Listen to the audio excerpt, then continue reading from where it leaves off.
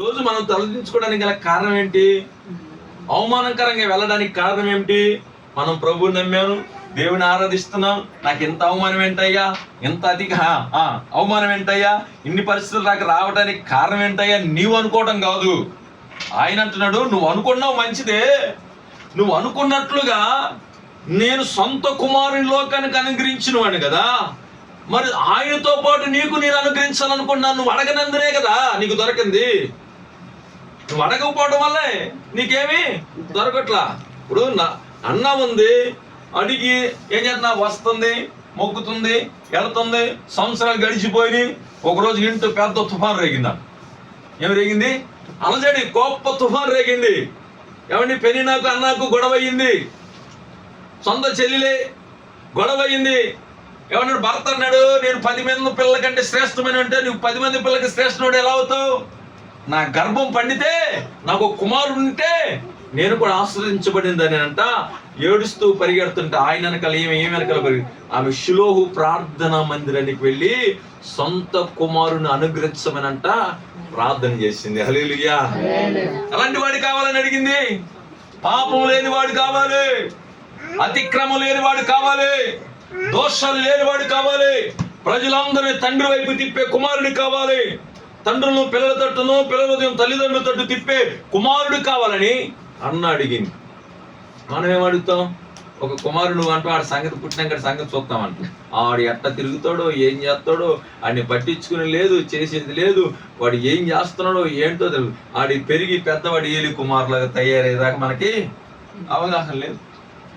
ఏలి కుమారులు అతిక్రమంతో పెరిగిపోయారు. వాడు ఏం చేస్తున్నాడు? చిన్నటి నుంచి అబ్రహాముతో దేవుడు అంటాడు, అబ్రహాము నీతి న్యాయములు తన ఇంటికి బోధిస్తాడన్న సంగతి నాకు తెలుసు అన్నాడు దేవుడు. మరి సమయలను అన్న పెరిగి ఏం చేస్తున్నా, పాలు విడిచిన పిల్లలను తీసుకెళ్లి దేవుని మందులు విడిచిపెట్టింది. మన పిల్లలు సండే స్కూల్కి రారు, ప్రార్థన రారు, మనతో మోకరించరు. ఏంటంట ఏం చేస్తారు?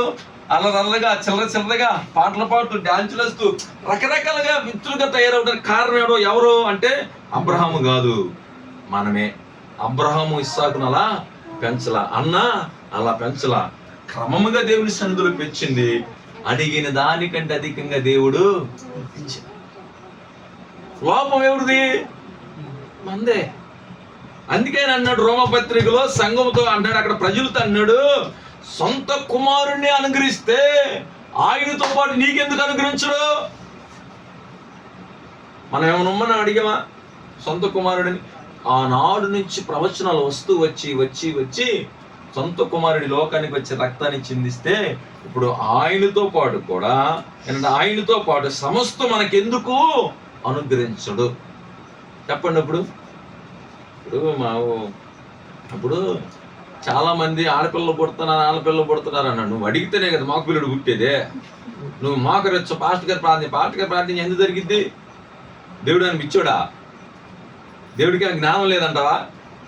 అంతే కదండి. ఆడపిల్లలు పుట్టారు, ఆడపిల్లలు పుట్టినాడు ఏం చేయాలి? మోకరిచ్చి మగపిల్లడి కోసమో త్యాగం చేసుకుని ప్రార్థన చేసుకుని కడుపు కట్టుకుని ఉపవాసం ప్రార్థన చేస్తే పుడతాడు. పాస్టర్ గారు నువ్వు మాట చేస్తే పుడతాడు అని చెప్పాడు. పుట్టలేదు అంటావు. పాస్టర్ గారు దొంగడురా, అది ప్రవచనం అబద్ధమో? ఎవరికి నేరం?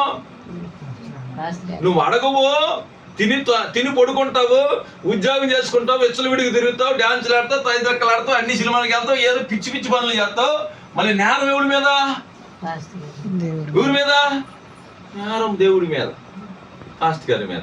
నువ్వు చేసేది పిచ్చి పనులు, అంతే కదండి. అడగాల్సిన ఎవరు? సొంత కుమారుని ఇచ్చినట్లు మీరు అడిగితే ఎందుకు నేను? నువ్వు అడక్కే కదా, మొరపెట్టకే కదా, విశ్వాసం లేకేగా, నిరీక్షణ లేకేగా. అందుకని ఎప్పుడు ఎక్కడేసింది గొంగలాగా అక్కడే ఉన్నా.